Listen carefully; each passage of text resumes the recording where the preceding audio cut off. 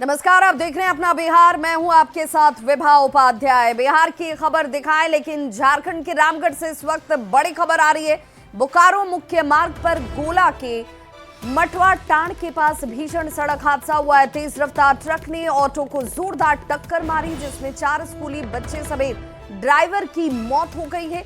7 से 8 बच्चे गंभीर रूप से घायल बताए जा रहे हैं। एक्सक्लूसिव तस्वीरें इस वक्त आपके टीवी स्क्रीन पर, जहां पर ऑटो में बच्चे सवार थे और पीछे से आती तेज रफ्तार ट्रक ने इस ऑटो को जोरदार टक्कर मारी है। सभी घायलों को फिलहाल अस्पताल भेजा गया है। गुडविल मिशन पब्लिक स्कूल के ये बच्चे बताए जा रहे हैं जो हादसे का शिकार हुए हैं। भीषण सड़क हादसा, ट्रक ने ऑटो को जोरदार टक्कर मारी है। और रामगढ़ संवाददाता जावेद खान हमारे साथ इस वक्त जुड़ गए हैं ज्यादा जानकारी के साथ। जावेद, कितने बच्चे ऑटो में सवार थे और कितने बच्चों की इस वक्त कैजुअल्टी की खबर है? जी, आपको बता दूं कि इस घटना में ड्राइवर समेत कुल 4 लोगों की मौत हो गई घटनास्थल पर ही, और लगभग 7 से 8 बच्चे जो गंभीर रूप से घायल हैं, जिन्हें सदर अस्पताल रामगढ़ भेजा गया है। आपको बताना चाहेंगे कि रामगढ़ बोकारो मुख्य मार्ग के गोला थाना क्षेत्र के मठवा टांड के निकट एक घटना हुई है। आलू लदा तेज रफ्तार ट्रक बोकारो की ओर से आ रहा था। इसी दौरान स्कूली बच्चों को लेकर ऑटो जा रही थी और ट्रक पहले ऑटो पर पलट गई और सारे बच्चे ऑटो के नीचे, ट्रक के नीचे ही दब गए, जिससे बड़ी घटना घटित हुई है। सवाल यहाँ ये उठता है कि ठंड के मौसम में, ठंड को देखते हुए जब सरकार ने स्कूलों को बंद कर दिया है, ऐसे स्थिति में स्कूल कैसे खुला हुआ था? ग्रामीण इस पर भी अपना आक्रोश जता रहे हैं। जी और जावेद, तमाम जानकारी के लिए बहुत बहुत शुक्रिया। तो 8 बच्चे गंभीर रूप से घायल हैं और ऐसे में स्कूलों के खुले रहने पर भी अभिभावकों के साथ स्थानीय लोगों की तरफ से सवाल उठाए जा रहे हैं। और चलिए अब रुख करते हैं बिहार की खबर की तरफ। तो जन सुराज के संयोजक प्रशांत किशोर के खिलाफ जेडीयू ने अब मोर्चा खोल दिया है। जेडीयू के मुख्य प्रवक्ता नीरज कुमार ने पीके पर झूठ बोलने का आरोप लगाया। नीरज कुमार ने कहा कि प्रशांत किशोर राजनीतिक नाटक कर रहे हैं। उन्हें थाने से ही बेल मिल गई थी, लेकिन उन्होंने बेल लेने से ही इनकार कर दिया। वो केवल झूठ के आधार पर सियासत कर रहे हैं। नीरज कुमार ने प्रशांत किशोर की वैनिटी वैन पर भी सवाल उठाए। राष्ट्रपिता महात्मा गांधी का नाम लेकर के साध्य और साधन में ईमानदारी नहीं, तो परिवहन विभाग तो कल ही खोल दिया, इनका चिथड़ा उड़ा दिया। पंजाब की गाड़ी चेचिस नंबर बदला गया और कितने साक्ष्य दिए गए कि टैक्स की हेराफेरी की गई। तमाम तथ्यों का नजारा साफ है। जुबान खोलिए प्रशांत किशोर जी, कौन है गुनाहगार? आपको तो थाना से बेल हो रहा था, बेलेबल सेक्शन था, लेकिन आपने लेने से इनकार करके राजनीति में नाटक किया, तो न्यायालय में आपकी पेशी हुई। दिखाइए कागज कहां है जहां आपको सशर्त जमानत की बात कही गई थी।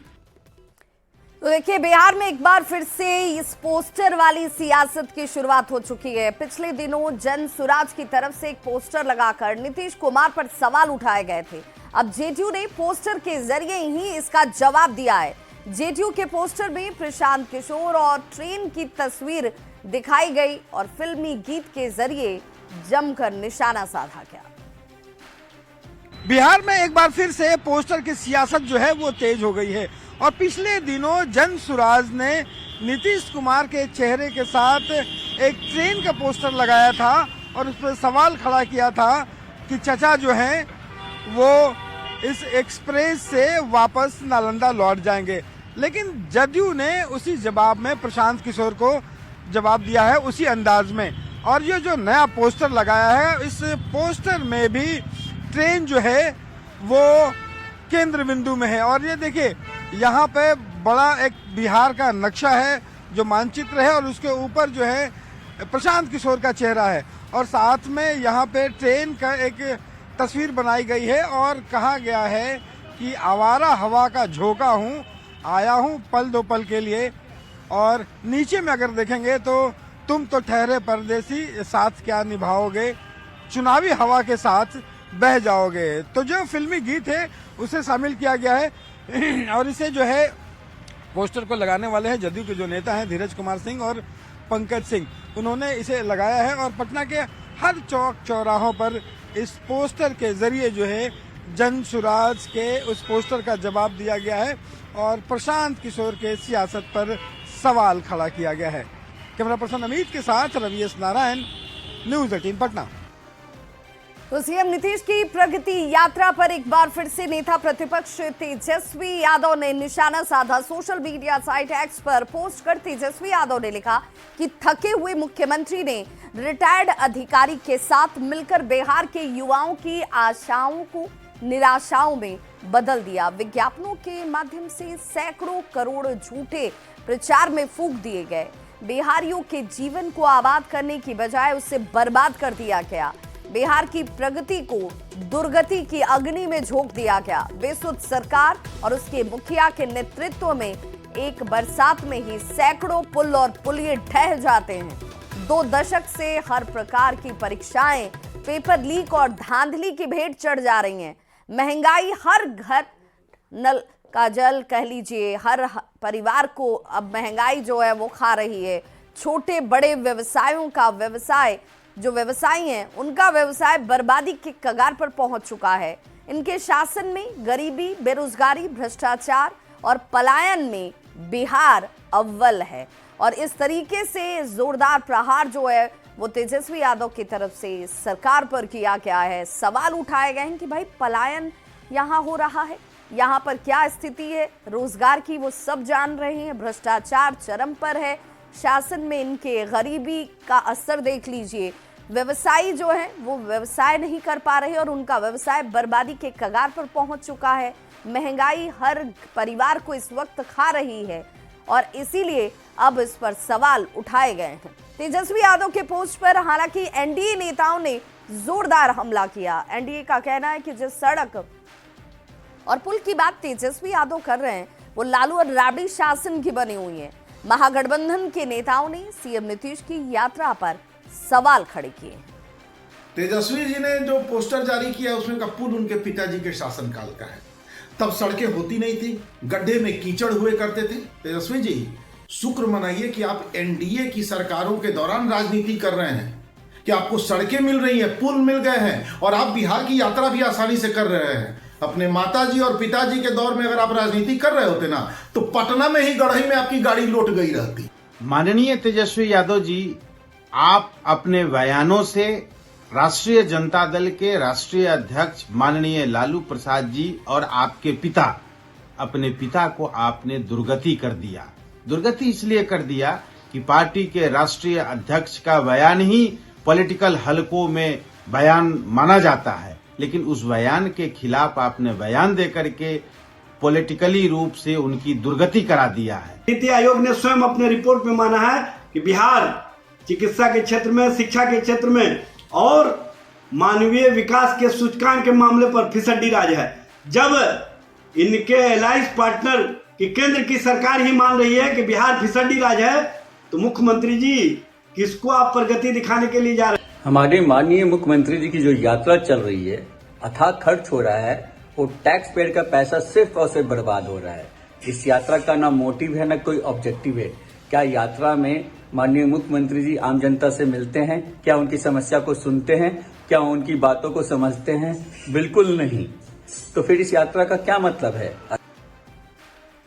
तो बिहार में इसी साल चुनाव है और ऐसे में एनडीए नेता आपसी तालमेल बनाकर लगातार एकजुटता का संदेश दे रहे हैं और इसकी एकजुटता तब देखने को मिली जब एनडीए एमएलसी प्रत्याशी के नाम की घोषणा करनी थी। देखिए अब आ रही है खास रिपोर्ट।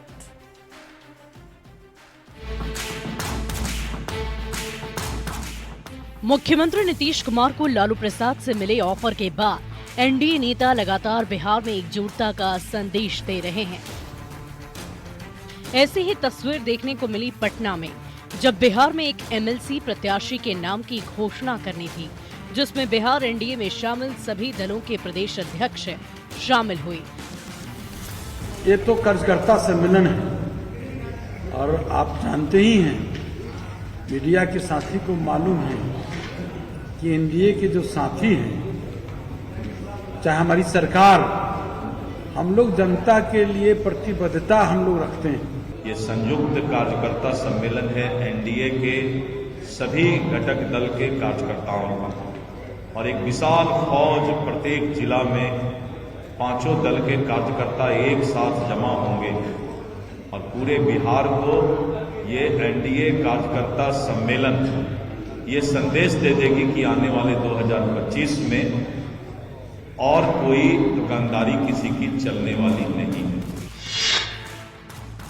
जिसके ऊपर कोई भी केस ना हो, ऐसी स्वच्छ छवि के ललन प्रसाद बिहार की राजनीति का कोई बड़ा नाम तो नहीं है, लेकिन एक जुझारू कार्यकर्ता जरूर है,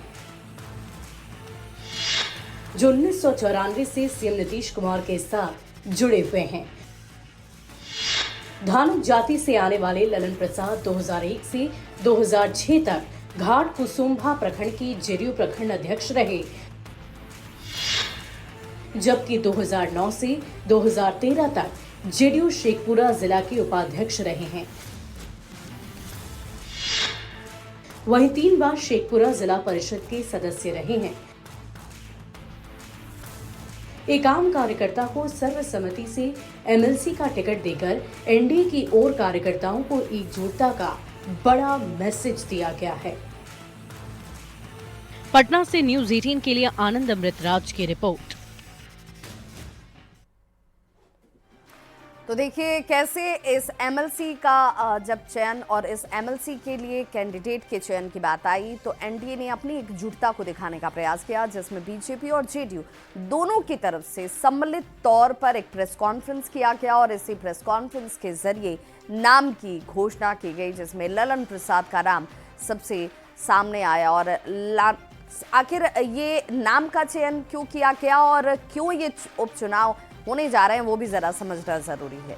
तो एमएलसी का ये उपचुनाव क्यों हो रहा है? आरजेडी के सुनील कुमार सिंह की बात करें तो उनकी सदस्यता खत्म होने के बाद ये सीट खाली हुई। सुनील कुमार सिंह का कार्यकाल 28 जून 2026 तक का था, लेकिन विधान परिषद की आचार समिति ने उनकी सदस्यता को समाप्त कर दिया। अब सदस्यता समाप्त हुई तो उस जगह पर दूसरे शख्स के चुनाव की बारी आई। 27 जुलाई 2024 को सुनील सिंह की सदस्यता खत्म कर दी गई थी। दरअसल 13 फरवरी 2024 को राज्यपाल के अभिभाषण पर वाद विवाद चल रहा था। इसी दौरान आरजेडी के सुनील कुमार सिंह ने सीएम नीतीश कुमार की मिमिक्री कर दी।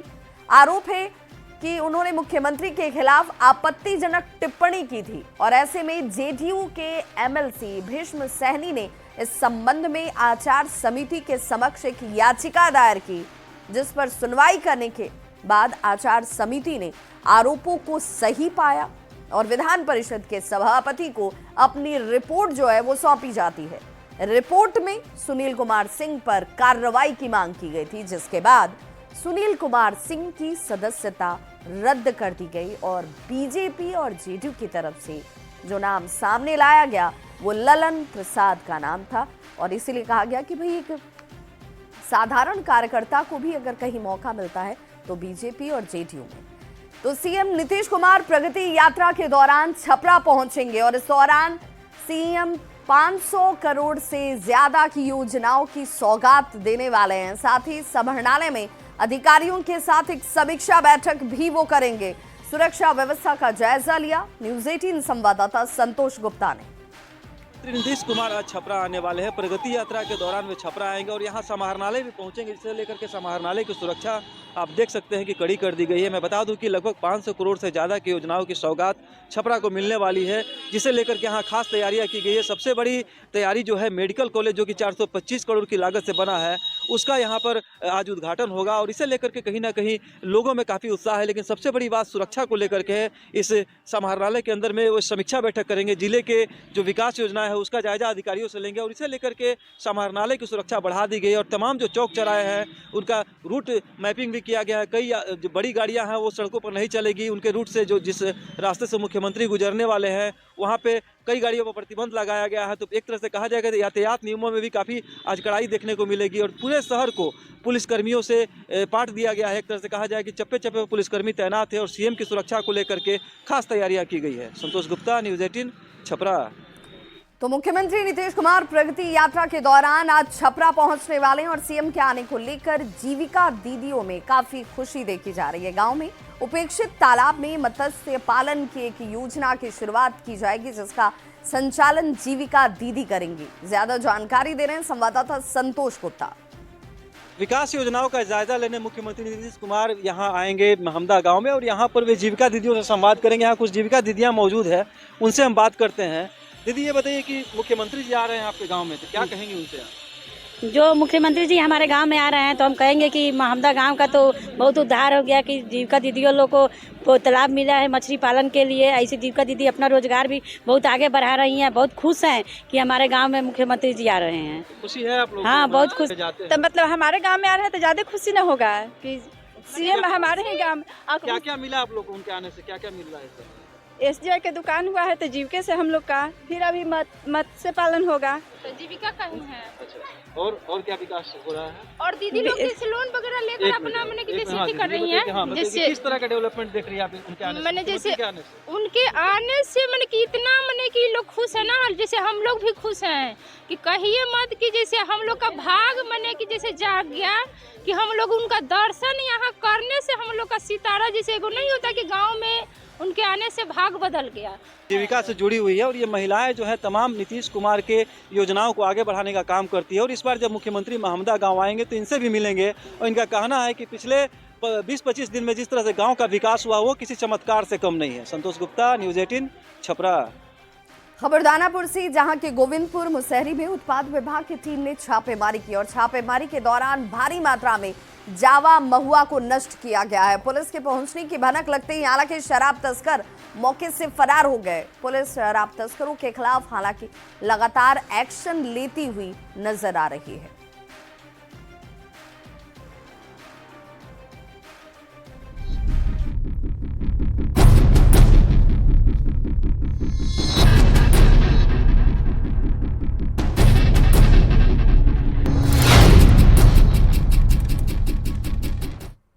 भागलपुर में शीतलहर और कोहरे ने रफ्तार पर जैसे ब्रेक सी लगा दी हो। कोहरे की वजह से लोगों की दिनचर्या पर इसका असर पड़ रहा है और भागलपुर में ट्रेन के परिचालन पर इसका खासा असर हालांकि दिखता नहीं है।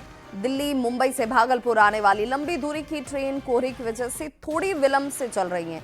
मुजफ्फरपुर जब ये पहुंचती है तो लोगों को हालांकि थोड़े विलंब का जरूर सामना करना पड़ता है। तस्वीरें इस वक्त आपके टीवी स्क्रीन पर। कड़ाके की ठंड पड़ रही है। भागलपुर में शीतलहर और कोहरे का प्रकोप देखा जा रहा है। कोहरे के कारण रफ्तार पर ब्रेक लग गई है और खासकर कोहरे के वजह से ट्रेन के परिचालन पर भी इसका असर पड़ता दिख रहा है।